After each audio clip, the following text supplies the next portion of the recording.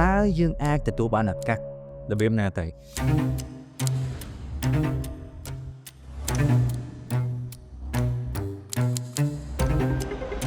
ឱកាសតាក់ទងជាមួយនឹងរឿងលុយកាក់ឱកាសតាក់ទងជាមួយនឹងរឿងការងារឬក៏ឱកាសផ្សេងទៀតនៅក្នុងជីវិតរបស់យើងសួរតើឱកាសទាំងអស់នោះវារត់មករកយើងរបៀបណាទៅហ៎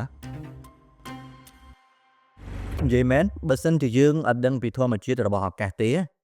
យើងមិនអាចទទួលបានឱកាសឡើយខ្ញុំហ៊ាននិយាយអញ្ចឹងតែម្ដងតែបើសិនជាយើងដឹងពីធម្មជាតិរបស់វាវិញខ្ញុំធានាថាឱកាសគឺទាំងអស់គ្នាមើលឃើញញឹកញាប់ដោយសារតែឱកាសទាំងអស់ហ្នឹងវាកើតឡើងនៅក្នុងជីវិតរបស់យើងញឹកញាប់មែនតើតែដោយសារតែយើងអត់ដឹងឱកាសទាំងអស់ហ្នឹងក៏មិនអាចបង្ហាញខ្លួននៅមុខយើងដែរដោយសារតែយើងអត់ដឹងថាវាកើតឡើងរបៀបណាអត់ដឹងថាវាហ្នឹងមានរូបរាងរបៀបណាទេឥឡូវយើងមកដឹងពីធម្មជាតិរបស់ឱកាសទាំងអស់ហ្នឹងដូចគ្នាពិសេសគឺរឿងលុយនិងឱកាសនេះតែម្ដង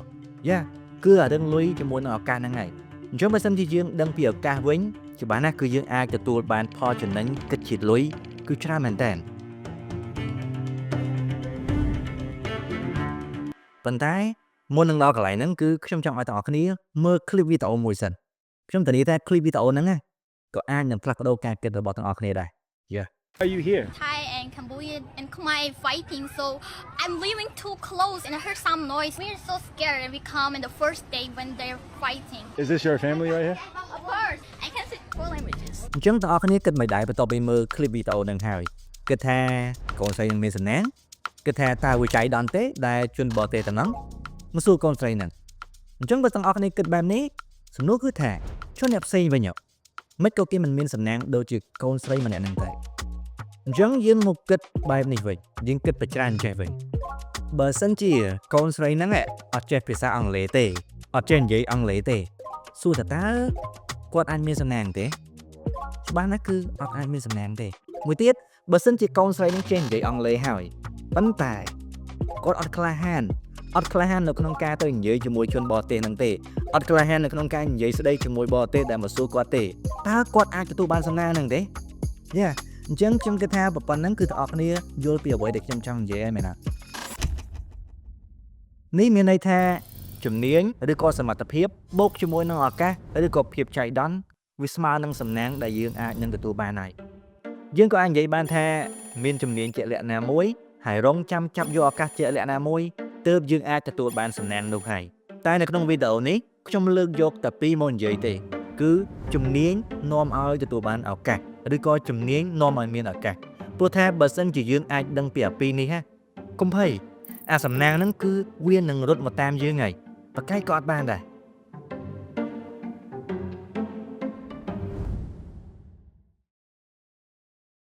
នៅក្នុងការចាប់យកឱកាសនៅសម័យនេះសំណួរគឺថាតើវាត្រូវការអីខ្លះទៅត្រូវការលក្ខណៈអីគេខ្លះទៅដើម្បីឲ្យយើងនេះអាចចាប់យកឱកាសបាននៅក្នុងឆាកជីវិតរបស់យើងពិសេសគឺឱកាសទាក់ទងជាមួយនឹងរឿងលុយកាក់នេះតែម្ដងហើយបើសិនជាយើងអត់ដឹងពីវាទេអត់ដឹងពីលក្ខណៈដែលវាត្រូវការដែលវាទាមទារនឹងទេសួរតើយើងខាតឬក៏ចំណេញអូខេចាំខ្ញុំបញ្យល់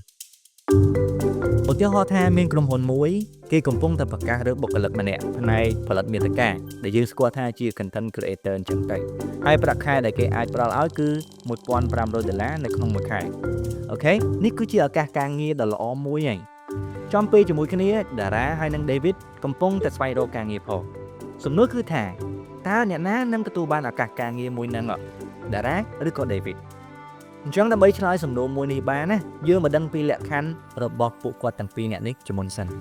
ចំពោះតារាគាត់មានបទពិសោធន៍ខាងផលិតវីដេអូរយៈពេល5ឆ្នាំមកហើយប៉ុន្តែការងារដែលគាត់ធ្វើហ្នឹងគឺវាមានលក្ខណៈជា freelance ទេឃើញបែបនេះគាត់ក៏ចង់ចាប់យកឱកាសមួយហ្នឹងចំពោះ David វិញគាត់មិនមានជំនាញអ្វីទេអាចនិយាយបានថាគាត់មិនបានចំណាយពេលដើម្បីរៀនយកជំនាញមួយឲ្យវាច្បាស់លាស់ទេពិសេសគឺជំនាញទាក់ទងជាមួយនឹងការផលិតវីដេអូនេះតែម្ដងអូខេជាមួយនឹងបរិបទប៉ុណ្ណឹងយើងអាចនិយាយបានថាតារាអាចនឹងមានភាគរយច្រើននៅក្នុងការទទួលបានឱកាសការងារមួយហ្នឹងហើយសម្រាប់ David វិញការងារមួយហ្នឹងគឺដឹងតែអត់ហើយសម្រាប់គាត់ដោយសារតែគាត់មិនមានជំនាញទាក់ទងជាមួយនឹងការផលិតវីដេអូអីទេបើមើលទៅវាងាយទេជាមួយឧទាហរណ៍បែបហ្នឹងវាងាយមែនតើគាត់នៅមើលទៅគឺយើងដឹងថាច្បាស់ជាតារាហើយគឺ ទទួលបានឱកាសការងារមួយហ្នឹងអូខេខ្ញុំយល់កន្លែងណាឥឡូវយើងមកដាក់បរិបទឬក៏មកដាក់ scenario មួយទៀតថាតើម្នាក់ណាដែលអាចនឹងទទួលបានឱកាសការងារមួយហ្នឹងយើងនិយាយពីឱកាសការងារខាងលើដដែលគឺគេត្រូវការបុគ្គលិកម្នាក់ទាក់ទងជាមួយនឹង content creator ហើយក៏បានប្រកាសរកម្ដងនេះគឺយើងមានម្នាក់ទៀត let's call him Tom ឥឡូវយើងគិតថាម្នាក់ហ្នឹងគឺ Tom ចុះអញ្ចឹងបេក្ខជនទាំងពីរគឺ Dara ហើយនិង Tom ដោយមុនអញ្ចឹង Dara គឺគាត់មានបទពិសោធន៍ខាងផលិតវីដេអូរយៈពេល5ឆ្នាំហើយតែការងាររបស់គាត់គឺលក្ខណៈបែប freelance ទេឃើញបែបហ្នឹងគាត់ក៏ចង់ចាប់យកឱកាសមួយហ្នឹងចំពោះ Tom វិញគាត់ក៏មានបទពិសោធន៍4ឆ្នាំដែរគាត់បានធ្វើការនៅក្នុងក្រុមហ៊ុនតូចមួយហើយបានប្រាក់ខែ$600នៅក្នុងមួយខែឃើញឱកាសនេះគាត់ក៏ចង់ចាប់យកវាដែរសំណួរគឺថារវាង Tom ហើយនិង Dara តើអ្នកណាអាចនឹងមានភាគរយទទួលបានឱកាសការងារមួយនេះចម្លើយគឺវាអាស្រ័យទៅលើអ្នកទាំងពីរហ្នឹងហើយគាត់មានបទពិសោធន៍គាត់មានអាជីពដូចគ្នាអញ្ចឹងសម្រាប់ឱកាសការងារវិញអាចនិយាយបានថាវាស័ក្តិសមជាមួយនឹងពួកគាត់ទាំងពីរហ្នឹងដូចគ្នាអញ្ចឹងប៉ុន្តែបើសិនជា Dara មិនក្លាហានមិនជឿជាក់លើសមត្ថភាពថាអាចធ្វើការងារឲ្យគេបានទេគាត់ប្រហែលជាមិនទទួលបានឱកាសការងារនេះទេបើទោះបីជាគាត់មានបទពិសោធន៍ច្រើនជាង Tom ក៏ដោយដូចគ្នាដែរបើសិនជា Tom ក្លាហានហ៊ានដាក់ CV ហើយហ៊ានទៅសម្ភាសព្រោះទុកចិត្តលើសមត្ថភាពខ្លួនឯងណាច្បាស់ណាស់គឺគាត់អាចនឹងទទួលបានការងារដែលមានប្រាក់ខែខ្ទង់$1000នេះហើយអូខេខ្ញុំដឹងថាវានៅមានកត្តាសំខាន់ផ្សេងទៀត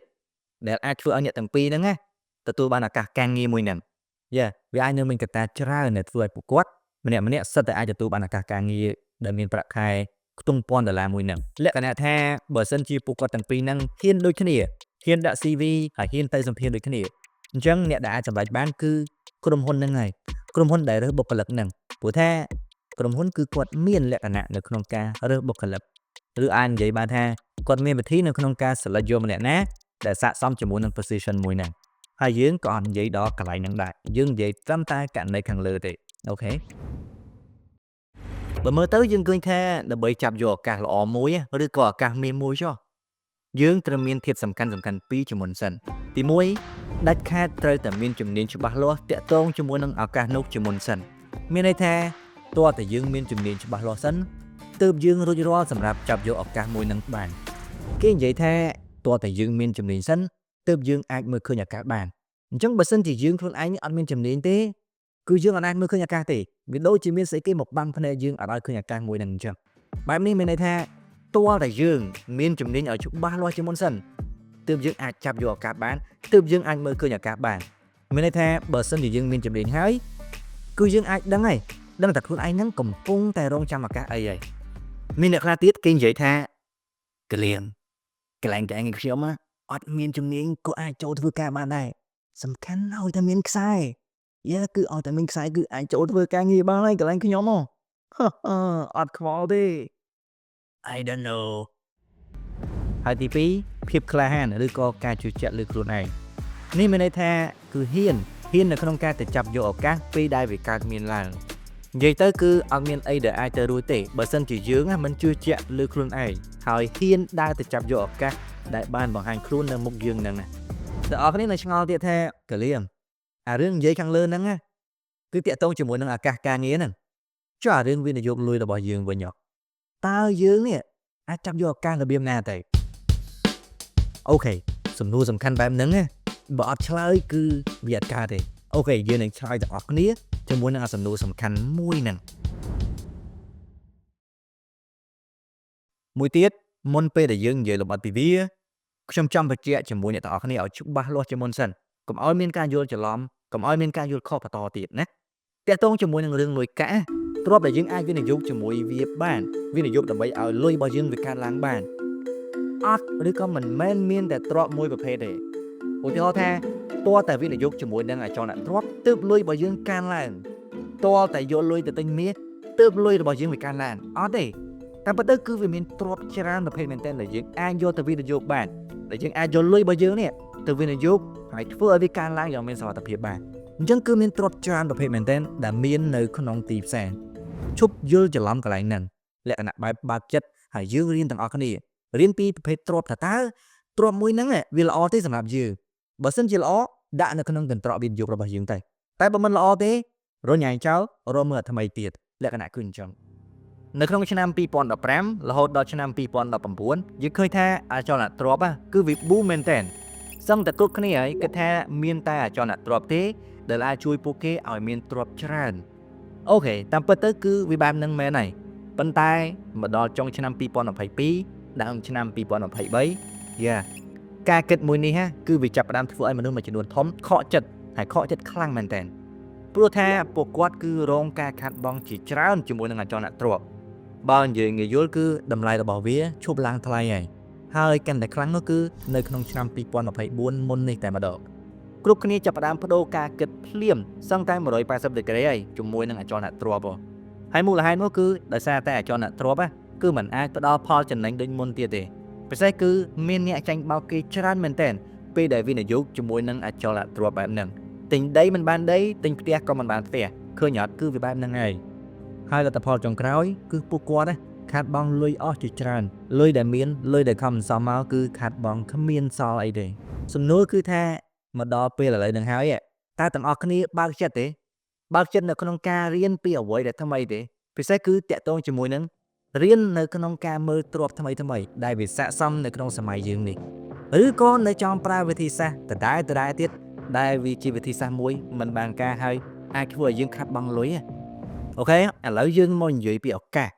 ជាមួយនឹងការវិនិយោគលុយទាំងអស់គ្នាខ្ញុំចង់ឲ្យទាំងអស់គ្នានេះយល់ពីវាឲ្យបានច្បាស់ជាមុនសម្រាប់ចិត្តថាគួរតែចាប់យកឱកាសបែបណាឬក៏គួរតែវិនិយោគជាមួយទ្រព្យអីគេសិនតើហ្គេមឱកាសជាមួយនឹងការវិនិយោគលុយហ្នឹងអ្នកណាខ្លះទៅដែលអាចចូលប្រឡូកជាមួយវាបាន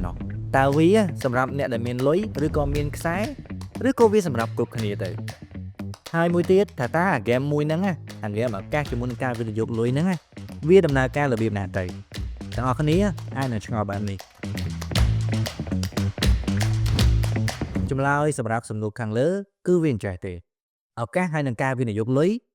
វាសម្រាប់គ្រប់គ្នាអ្នកដែលមានលុយច្រើនអ្នកដែលមានលុយតិចអ្នកដែលមានខ្សែមិនមានខ្សែអត់សំខាន់ទេគ្រប់គ្នាគឺអាចចូលប្រឡូកជាមួយវាបានអាចចាប់យកផលចំណេញចេញពីឱកាសនឹងបានដូចគ្នាអញ្ចឹងហើយមូលហេតុគឺឱកាសវាកើតមានឡើងសម្រាប់ទ្រព្យដែលមានទាំងអស់នៅក្នុងទីផ្សារអញ្ចឹងដីផ្ទះអចលនទ្រព្យហ្នឹងគឺមានឱកាសដូចគ្នាការរកស៊ីអាជីវកម្មគឺមានឱកាសដូចគ្នាទិញមាសទុកក៏មានឱកាសដូចគ្នាដែរហើយគេទៀតដាក់លុយក្នុងធនាគារក៏មានឱកាសដូចគ្នាអញ្ចឹងឃើញអត់គឺបែបហ្នឹងឱកាសវាកើតមានឡើងជាមួយនឹងទ្រព្យគ្រប់ប្រភេទទាំងអស់សំខាន់គឺយើងចេះមើលឱកាសជាមួយនឹងទ្រព្យមួយនឹងអត់បើសិនជាយើងចេះមើលច្បាស់ណាស់គឺយើងអាចចាប់បានឱកាសដូចគ្នាអញ្ចឹងមុននឹងខ្ញុំនិយាយពីការដាក់លុយក្នុងធនាគារដែរមែនអត់ឥឡូវយើងនិយាយពីវាតិចទៅឱកាសនៅក្នុងការដាក់លុយជាមួយធនាគារគឺវាបែបនេះទេធនាគារមួយអាចផ្ដល់ការប្រាក់ឲ្យយើងខ្ពស់អាចថា5 6 7 8 9ឬក៏10អីចឹងទៅគឺវាមានពេលវេលារបស់វាហើយសួរថាពេលណាភាគច្រើនគឺនៅពេលដែលធនាគារកណ្ដាលរបស់ប្រទេសធំនាំគ្នាដំឡើងអត្រាការប្រាក់ហ្នឹងហើយរក្សាវានៅក្នុងកម្រិតខ្ពស់មួយដោយប្រហែលឆ្នាំមុនអញ្ចឹងរហូតដល់ឥឡូវនេះធនាគារនៅក្នុងប្រទេសយើងគឺតែងតែមានទំនោរផ្ដល់ការប្រាក់ខ្ពស់ទៅដល់អ្នកដែលបានដាក់លុយសំហ្នឹងហើយអាចថា5 ទៅ 8% ចន្លោះហ្នឹងទៅហើយវាអាស្រ័យទៅលើធនាគារមួយទេអញ្ចឹងហើយបើសិនជាមានឱកាសនេះកើតឡើងចាប់យកវាទៅឡុកវាឲ្យជាប់អាចថា5 ទៅ 6 ឆ្នាំអីចឹងទៅគឺយើងដាក់លុយនៅក្នុងធនាគារហ្នឹងដើម្បីបានការប្រាក់ខ្ពស់ឧទាហរណ៍ថាយើងឃើញធនាគារមួយហ្នឹងវាផ្ដល់ការប្រាក់ឲ្យឥឡូវហ្នឹងគឺ8% នៅក្នុងមួយឆ្នាំអូខេដាក់លុយជាមួយវាទៅ5 ឆ្នាំ 6 ឆ្នាំអីអញ្ចឹងទៅធ្វើបែបហ្នឹងគឺយើងអាចចំណេញច្រើនប៉ុន្តែធនាគារគឺវាមិនមែនសម្រាប់ខ្ញុំទេដោយសារតែវាបានការប្រាក់តិចពេកអញ្ចឹងគឺខ្ញុំមិនមើលវាទេតាក់ទងជាមួយនឹងឱកាសហើយនឹងការវិនិយោគលុយដើម្បីឲ្យទាំងអស់គ្នាងាយយល់ខ្ញុំចាប់ផ្ដើមចេញពីចំណុចនេះទៅដើម្បីចាប់បានឱកាសជាក់លាក់ណាមួយពិសេសគឺការវិនិយោគលុយវាត្រូវមានធាតុសំខាន់មួយចំនួនសិនវាចេញពីទី1អ្វីដែលយើងត្រូវមានអាចជាលុយហើយនឹងចំណេះដឹងទី2ធម្មជាតិរបស់ទ្រព្យនីមួយបើសិនជាមានទាំងពីរនេះចូលគ្នាហើយអ្នកទាំងអស់គ្នានឹងដឹងហើយថាត្រូវរងចាំឱកាសអីហើយចាប់វាយកនៅពេលណាហើយចុងក្រោយគឺអាចទទួលបានផលចំណេញយ៉ាងច្រើនហ្នឹងហើយហេតុអីបានជាខ្ញុំនិយាយស្រួលម្ល៉េះតើវាមានផុសតាអីយកមកបញ្ជាក់អត់បញ្ជាក់ថាអូខេធ្វើអញ្ចឹងហើយនឹងទទួលបានផលប្រយោជន៍ពិតមានផុសតាអត់នៅក្នុងឆ្នាំ2025យើងហ្នឹងយ៉ាឱកាសដែលខ្ញុំរងចាំគឺជាមួយនឹងទីផ្សារពហុនទីផ្សារពហុនកន្លែងហ្នឹងគឺ ផ្ដោតទៅលើទីផ្សារភាគហ៊ុននៅអាមេរិកទៀតផងអញ្ចឹងនៅក្នុងឆ្នាំ2025ហ្នឹងខ្ញុំកំពុងតែរងចាំអញនិយាយបានថារងចាំឱកាសល្អមួយនៅក្នុងការដែលទិញក្រុមហ៊ុនល្អៗយកមកដាក់វិនិយោគជាមួយនឹងលុយរបស់ខ្ញុំ We'll be announcing some additional tariffs over the next few days, having to do with automobiles, cars, and having also to do a little bit with lumber down the road. អូខេបងប្អូនគាត់ថាព័ត៌មានប៉ុណ្ណឹងណាលក្ខណៈបែបតាមត្រាំនិយាយប៉ុណ្ណឹងណារឿងពន្ធថារីហ្នឹងណាគាត់តែឃើញព័ត៌មានហ្នឹងហើយគឺសប្បាយចិត្តហ្មងដោយសារអីដោយសារតែអាហ្នឹងគឺជាមូលហេតុមួយដែលនឹងនាំឱកាសមកដល់ហើយឱកាសនៅក្នុងការដែលអាចឲ្យខ្ញុំទិញក្រុមហ៊ុនល្អៗបានហើយមិនយូរប្រហែលថ្ងៃទី2ខែមេសាហ្នឹងឱកាសហ្នឹងគឺវាមកដល់មែនជាមួយនឹងក្រុមហ៊ុនមួយហើយទីទៀតខ្ញុំនឹងនាំដល់អ្នកគ្នាទៅមើលអាក្រុមហ៊ុនមួយហ្នឹងតើវាជាក្រុមហ៊ុនអីហើយខ្ញុំចាប់យករបៀបណាហើយចំណេញបានប្រហែលអូខេក្រុមហ៊ុនដែលមានឈ្មោះថា Broadcom ពីកាត់របស់វាគឺ AVGO ជាក្រុមហ៊ុនល្អមួយដែលខ្ញុំបានរងចាំទិញយូរហើយទើបតែនៅចុងខែកុម្ភៈខ្ញុំក៏បានដាក់លុយវិនិយោគជាមួយវាចំនួន$5,400ប៉ុន្តែបន្ទាប់ពីទិញហើយគឺវានៅតែបន្តធ្លាក់ទៅទៀតអញ្ចឹងនៅចុងខែមីនាខ្ញុំក៏បានដាក់លុយថែមចំនួន$1,390ថែមទៀតដើម្បីទិញជាមួយវាចុងក្រោយគឺលុយដែលខ្ញុំបានដាក់វិនិយោគជាមួយនឹង Broadcom ទាំងអស់គឺ$6,790ដឹងអត់ថាត្រឹមតែ5ខែក្រោយមកប៉ុណ្ណោះគិតមកដល់ឥឡូវហ្នឹងណាខ្ញុំចំណេញពីវាគឺបាន94%ទៅហើយបើគិតជាលុយវិញគឺប្រហែលជា$6,400ពីវាឯណោះ Good for me អញ្ចឹងសរុបទៅអានេះគឺជារបៀបនៅក្នុងការដែលយើងរងចាំហើយចាប់ឱកាសលក្ខណៈបែបដំបូងយើងរៀនឲ្យមានចំណេះដឹងមួយសិនមានចំណេះដឹងថាត្រូវរងចាំឱកាសអីសម្រាប់ខ្ញុំគឺអត់មានអីផ្សេងទេជាមួយទ្រព្យគឺប្រភេទការវិនិយោគជាមួយ stock market បន្ទាប់ពីរៀនអានឹងចេះហើយមានចំណេះដឹងជាមួយវាហើយកិច្ចការដែលខ្ញុំត្រូវធ្វើគឺរងចាំទិញក្រុមហ៊ុនល្អនៅក្នុងតម្លៃថោកដូច Broadcom អញ្ចឹងរងចាំទិញហើយកិច្ចការធ្វើបន្ទាប់ទៀតគឺអត់អីទេទុកវាចោលចាំយកតែផលចំណេញទៅប៉ុន្តែជាមួយគ្នានឹងក៏ត្រូវប្រកាសថាមានលុយសម្រាប់ចាប់យកដែរដូចខ្ញុំអញ្ចឹងពេលដែលឱកាសនឹងមកដល់ Broadcom ធ្លាក់នៅតម្លៃដែលខ្ញុំចង់ទិញហើយខ្ញុំមានលុយមកកញ្ចប់រហូតដល់$6,000ជាងដើម្បីទិញវា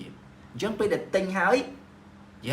រងចាំយកផលចំណេញទៅអញ្ចឹងបើគិតទៅប្រហែលជាខែ4មកដល់ខែ10ជាងហ្នឹងគិតមើលចំណេញ100%ជាងលុយ$6,000ជាងឥឡូវចំណេញ$6,900ណាមិនតែទេអញ្ចឹងសរុបទៅគឺជារបៀបនៅក្នុងការចាប់ឱកាសដែលខ្ញុំចង់ឲ្យទាំងអស់គ្នាដឹងរៀនឲ្យមានជំនាញមួយសិនជំនាញអីក៏បានដែរដូចខ្ញុំអញ្ចឹងគឺជំនាញវិនិយោគបន្តមកទៀតត្រូវមានលុយសម្រាប់យកទៅចាប់ឱកាសហ្នឹងពេលដែលវាលេចឡើងសំណួរគឺថាតើយើងអាចចាប់យកឱកាសមួយបានទេពេលដែលវាកើតឡើងចំពេលដែលយើងអត់មានលុយមករៀលនៅក្នុងខ្លួន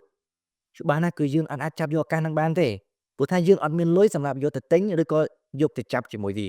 អញ្ចឹងហើយមុននឹងយើងចាប់យកឱកាសណាមួយបានដាច់ខាតយើងត្រូវតែមានលុយត្រៀមមកកញ្ចប់នៅក្នុងខ្លួនជាមុនសិនប៉ុន្តែមានលុយមកកញ្ចប់ហើយគឺមិនទាន់គ្រប់គ្រាន់ទេហេតុអីបានអញ្ចឹងចម្លើយគឺឱកាសវាបង្ហាញខ្លួនសម្រាប់អ្នកដែលមានចំណេះដឹងនៅក្នុងការមើលវាតែប៉ុណ្ណោះទេអញ្ចឹងបើសិនជាយើងអត់មានចំណេះដឹងទេច្បាស់ណាស់គឺយើងអត់អាចមើលឃើញឱកាសទេភាគច្រើនយើងនឹងមើលឃើញវាថាជាហានិភ័យទៅវិញទេពេលដែលឱកាសមួយហ្នឹងវាកើតឡើងពេលដែលយើងមានចំណេះដឹងណាមួយជាក់លាក់ហើយទើបយើងដឹងថាតើឱកាសអ្វីដែលវាអាចនឹងកើតឡើងនៅក្នុងទីផ្សារឬក្នុងជីវិតរបស់យើងស្របទៅដើម្បីចាប់ឱកាសបានមួយយើងត្រូវតែមានចំណេះដឹងផ្នែកណាមួយឲ្យច្បាស់លាស់ជាមុនសិនហើយត្រូវមានលុយមួយកញ្ចប់ផងដែរដើម្បីចាប់យកវាបាននិយាយទៅគឺខ្វះមួយណាក៏មិនបានដែរជាមួយរឿងទាំងពីរខាងលើនេះខ្ញុំមានឧទាហរណ៍ពីរក្តៅថ្មីដែលបានកើតឡើងនៅក្នុងទីផ្សារហ្នឹងប្រហែលឆ្នាំមុនហ្នឹងចំពោះទី1បើអត់លុយទេគឺចាប់ឱកាសអត់បានទេនៅក្នុងកំឡុងឆ្នាំ2019ពេលដែលដីឡើងថ្លៃខ្លាំងគ្រប់គ្នាគិតថាបើសិនជាបានទិញដីទុកកាលពី5ឆ្នាំមុនណាមិនដឹងជាល្អយ៉ាងណាទេព្រោះឥឡូវគឺតម្លៃរបស់ដីវាឡើងថ្លៃខ្លាំងហើយបើសិនជាមានណាលក់ទៅគឺនឹងចំណេញច្រើនហើយពេលនោះមកដល់ឥឡូវនេះគឺឥឡូវហ្នឹងមានដីជាច្រើនដែលកំពុងតែលក់នៅក្នុងតម្លៃថោកមែនតើដីដែលល្អជាច្រើនគឺលក់នៅក្នុងតម្លៃឡៃឡុងជាច្រើនមែនតើតែដោយសារតែមិនមានលុយធ្វើឲ្យមនុស្សមួយចំនួនធំអត់បានទិញដីទុកក្នុងកំឡុងពេលហ្នឹងទេទោះបីជាវាល្អហើយលក់នៅក្នុងតម្លៃថោកក៏ដោយប៉ុន្តែសម្រាប់អ្នកដែលមានលុយគឺសម្រាប់អ្នកដែលមានលុយហើយបានទិញដីល្អនៅកន្លែងណាមួយទុកអ្វីដែលខ្ញុំអាចនិយាយបាននៅកន្លែងនេះគឺវ៉ាវទាំងអស់គ្នានឹងទទួលបានផលចំណេញច្រើននៅថ្ងៃខាងមុខជាមិនខានទេគិតមិនផុតទេព្រោះថាអានឹងវាគឺជាឱកាសដ៏កម្រមួយកម្រមានណាគិតមើលតាំងពីឆ្នាំ2008 2009មកដល់ឥឡូវហ្នឹងគឺវាយូរតម្រុំតែមានឱកាសដែលកើតឡើងបែបនេះម្ដងអញ្ចឹងបើសិនជាទាំងអស់គ្នាមានលុយហើយអាចចាប់យកឱកាសទិញដីល្អទុក Yeah ទាំងអស់គ្នាគឺ good to go ហើយចំពោះទី2ត្រូវមានចំណេះដឹងផ្នែកណាមួយឲ្យច្បាស់កាលពីប្រហែលជាខែ9ឆ្នាំ2023ធនាគារជាតិរបស់យើងគឺបានប្រកាសលក់លុយដុល្លារហើយទិញលុយរៀលរបស់យើងចូលព្រោះពេលនោះយើងឃើញថាលុយដុល្លារគឺវាឡើងថ្លៃខ្លាំងបើធៀបជាមួយនឹងលុយរៀលរបស់យើងពេលដែលធនាគារជាតិប្រកាសបែបនេះហ่ะបើសិនជាយើងជាអ្នករកស៊ីដូរលុយមិនដឹងថាវាមានន័យយ៉ាងណាទេច្បាស់ណាស់គឺយើងអត់ដឹងថាមានឱកាសអ្វីដែលកើតឡើងនោះទេតែបើសិនជាយើងចេះបកប្រែវិញណាច្បាស់ណាស់គឺយើងនឹងចាប់យកឱកាសមួយបានហើយជាទូទៅពេលដែលធនាគារជាតិប្រកាសលក់លុយដុល្លារហើយទិញលុយរៀលចូលវាគឺជាពេលដែលអ្នករកស៊ីដូរលុយត្រូវឈប់ទិញលុយដុល្លារចូលហើយលក់លុយដុល្លារចេញបន្តមកទៀតគឺទិញលុយរៀលចូលទិញលុយរៀលយកមកកាន់ទុកជាមួយនឹងករណីនេះត្រឹមតែរយៈពេលប្រហែលខែតែប៉ុណ្ណោះទេអត្រាប្តូរប្រាក់ដុល្លារធៀបជាមួយនឹងលុយរៀលគឺបានធ្លាក់ចុះពី41.60មកត្រឹម40.30តែប៉ុណ្ណោះទេឃើញអត់អានេះគឺឱកាសចំណេញច្រើនមែនតើខ្ញុំប្រាប់រឿងនេះដល់ទាំងអស់គ្នាព្រោះថានៅក្នុងទីផ្សារឬក៏នៅក្នុងជីវិតរបស់យើងឱកាសល្អៗបែបហ្នឹងគឺវាកាត់ឡើងម្ដងហើយម្ដងទៀតម្ដងហើយម្ដងទៀតហើយប្រយោជន៍ដែលវានាំមកគឺច្រើនមែនតើបើសិនជាយើងអាចចាប់យកវាបានណាលុយចំណេញគឺច្រើនប៉ុន្តែយើងអត់អាចចាប់យកវាបានឬក៏យើងមិនបានចាប់យកវាដោយសារតែយើងនេះអត់ដឹងថាឱកាសទាំងអស់ហ្នឹងវាមានរូបរាងបែបណាហើយការដែលយើងអត់ដឹងថាឱកាសទាំងអស់ហ្នឹងវាមានរូបរាងបែបណាគឺព្រោះថា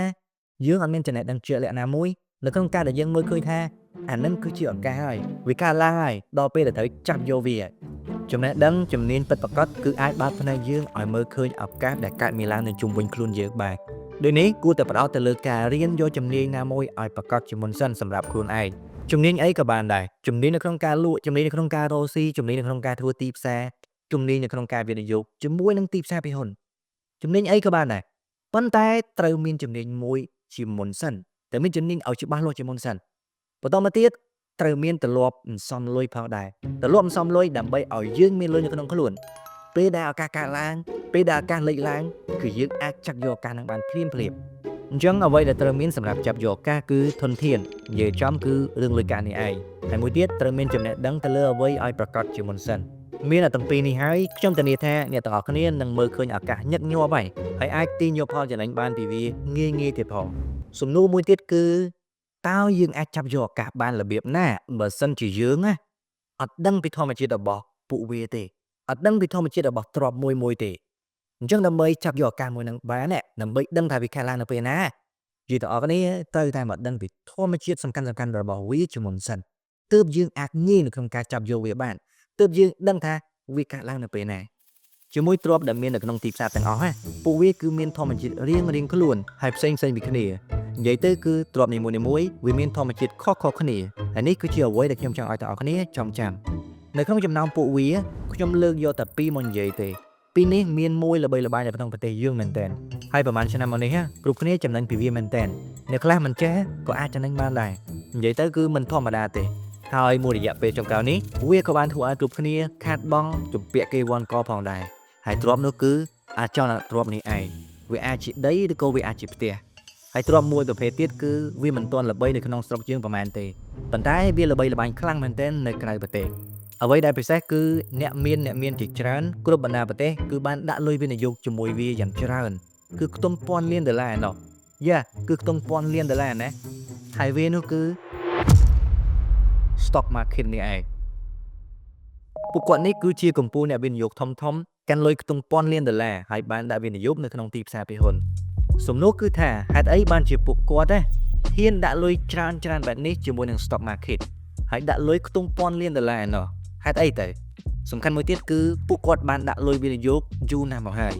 ពួកគាត់ប្រហែលជាមានអ្វីដែលយើងមិនដឹងហើយមែនអត់ចម្លើយគឺពួកគាត់ទាំងនោះដឹងថា stock market វាគឺជាទ្រព្យដែលល្អជាទ្រព្យដែលអាចកើនតម្លៃលឿនពិសេសមួយទៀតគឺ stock market វាមានសមត្ថភាពសម្រាប់លុយរបស់ពួកគាត់នៅក្នុងរយៈពេលវែងឥឡូវយើងមកដឹងពីធម្មជាតិរបស់វាទាំងអស់គ្នាអូខេពេលមើលពីធម្មជាតិរបស់អចលនទ្រព្យហើយនិង stock market គឺយើងមើលពីចំណុចសំខាន់ពីរនេះទៅទី1កត្តាដែលធ្វើឲ្យតម្លៃរបស់ពួកវាឡើងឬក៏ធ្លាក់ចុះហើយទី2រយៈពេលនៃការធ្លាក់ចុះហើយងើបឡើងវិញរបស់ពួកវាតាមពិតវាមានចំណុចតូចសំខាន់ផ្សេងទៀតដែលយើងអាចមើលបានប៉ុន្តែតើតើជាមួយនឹងធម្មជាតិរបស់ពួកវាហ្នឹងតែពីរខាងលើហ្នឹងគឺបើសិនជាទាំងអស់គ្នាដឹងពីវាទាំងអស់គ្នាអាចចាប់យកឱកាសហើយទាញយកផលចំណេញបានពីពួកវារៀងខ្លួនឯង ពេលដែលយើងដាក់ពួកវាប្រៀបធៀបគ្នាបែបនេះណាយើងឃើញថាចំពោះអចលនទ្រព្យផ្ទះឬក៏ដីជាដើមចឹងទៅតម្លៃរបស់វាគឺកើនឡើងអាស្រ័យទៅលើតម្រូវការរបស់ទីផ្សារកន្លែងហ្នឹងគឺសំដៅទៅដល់ប្រជាជនហើយនិងអ្នករស់ស៊ីផ្សេងៗមួយរយៈមុននេះណាតម្លៃរបស់វាគឺកើនឡើងខ្លាំងមែនតើនៅកំពង់សោមជាទីហោស្រាប់ហើយមូលហេតុគឺពួកចិនវាទិញសម្រាប់យកមកធ្វើការរស់ស៊ីឬក៏ធ្វើអីផ្សេងក្រៅពីនេះក៏មានដែរបើមើលទៅលើដីឡូដូចគ្នាប្រជាជននាំគ្នាសម្រុកទិញដីឡូដោយរំពឹងថានឹងលក់មកវិញយកផលចំណេញហើយអញ្ចឹងគឺពួកគាត់សម្រុកទិញឲ្យបានច្រើនតាមដែលអាចធ្វើទៅបានអ្វីដែលសំខាន់គឺ credit នៅក្នុងទីផ្សារវាងាយស្រួលមែនទែនសម្រាប់ពួកគាត់ credit ទាំងនេះនិយាយឲ្យងាយយល់គឺកម្ចីពីស្ថាប័នហិរញ្ញវត្ថុនានានិយាយទៅការប្រាក់របស់វាគឺទាបហើយងាយទទួលបានមែនទែនបងរំលោះគឺពេញនិយមមែនទែននៅក្នុងពេលនោះប៉ុន្តែពេលដែលយើងមើលរូបភាពធំយើងឃើញថាទាំងនោះគឺស្ថិតនៅក្នុងស្ថានភាពសេដ្ឋកិច្ចល្អទេមានន័យថានៅក្នុងស្ថានភាពសេដ្ឋកិច្ចល្អគ្មានបញ្ហាតម្លៃរបស់ពួកវាគឺឡើងថ្លៃយ៉ាងគំហុកចំពោះ stock market ក៏មិនខុសគ្នាដែរកំឡុងពេលសេដ្ឋកិច្ចល្អតម្លៃរបស់វាគឺបន្តកើនឡើងដូចទឹកបាក់ទន្លប់អញ្ចឹងហើយមូលហេតុព្រោះថាអ្នកវិនិយោគនៅក្នុងវិស័យនោះក៏ដូចជាអ្នកវិនិយោគនៅក្នុងវិស័យអចលនទ្រព្យដែរគេរំពឹងថាតម្លៃរបស់វានឹងឡើងថ្លៃបានច្រើននាពេលអនាគតដោយសារក្រុមហ៊ុនទាំងនោះវារកស៊ីចំណេញច្រើននៅក្នុងកំឡុងពេលសេដ្ឋកិច្ចល្អបងប្អូនឃើញអត់តម្លៃរបស់ទ្រព្យទាំងពីរហ្នឹងគឺវាអាស្រ័យទៅលើកត្តាជាក់លាក់ណាមួយហើយកត្តាជាក់លាក់នោះគឺតម្រូវការរបស់ទីផ្សារហ្នឹងហើយអញ្ចឹងអ្វីដែលយើងត្រូវធ្វើអ្វីដែលយើងត្រូវដឹងគឺដឹងពីរបៀបនៅក្នុងការព្យាករណ៍ដឹងពីរបៀបនៅក្នុងការមើលពីតម្រូវការរបស់ទីផ្សារនៅពេលខាងមុខទៀតបើសិនជាអត់ដឹងទេបញ្ហាហើយមួយទៀតនៅក្នុងចំណោមពួកវាទាំងពីរនេះការព្យាករណ៍ពីតម្រូវការគឺខុសគ្នាទៅតាមនឹងដូចគ្នាអញ្ចឹងសម្រាប់ខ្ញុំអត់ចេះព្យាករណ៍ពីតម្រូវការរបស់អចលនទ្រព្យទេអត់ដឹងថាយកអីទៅវាស់វែងទេតែសម្រាប់ទីផ្សារភាគហ៊ុនវិញអាចថាវាងាយស្រួលសម្រាប់ខ្ញុំព្រោះមានជម្រើសច្រើននៅក្នុងការរើស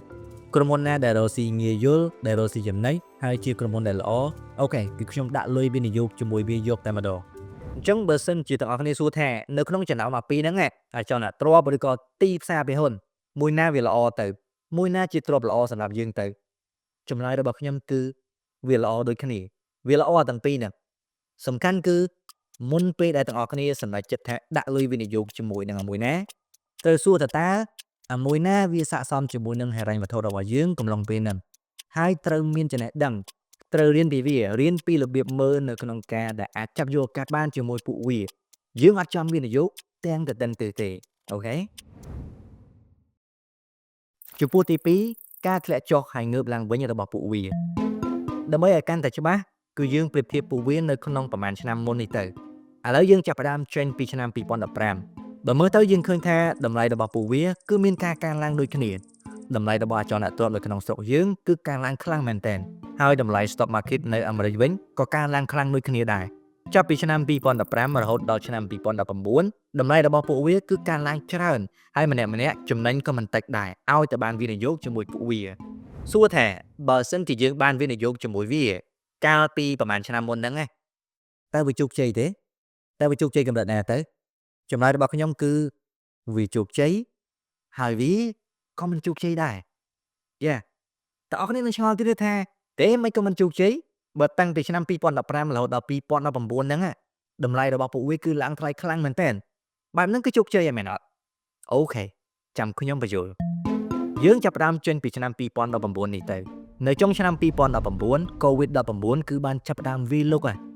ហើយនៅដើមឆ្នាំ2020ខែមករាខែកុម្ភៈហ្នឹងពិភពលោកយើងគឺចាប់ផ្ដើមវឹកវរទៅហើយសម្បត្តិចិត្តបិទគប់មិនឲ្យមានការចាញ់ចូលពីប្រទេសមួយទៅប្រទេសមួយឡើយហេតុការណ៍នេះគឺបានចាប់ផ្ដើមគម្រាមកំហែងទៅដល់តម្លៃរបស់អចលនទ្រព្យនិងតម្លៃរបស់ភាគហ៊ុន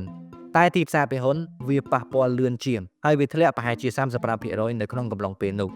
តែតម្លៃអចលនទ្រព្យគឺមិនទាន់ប្រែប្រួលខ្លាំងណាស់ណាទេអាចថាវាគ្រាន់តែជាចំណុចចាប់ផ្ដើមតែប៉ុណ្ណោះអ្វីដែលធ្ងន់គឺនៅចុងឆ្នាំ2021ដើមឆ្នាំ2022នេះតែម្ដងកំឡុងពេលនោះពិភពលោកចាប់ផ្ដើមខ្វាយខ្វល់ពីរឿងអតិផរណាវិញម្ដងព្រោះថាធនាគារកណ្ដាលតាមបណ្ដាប្រទេសធំមួយចំនួន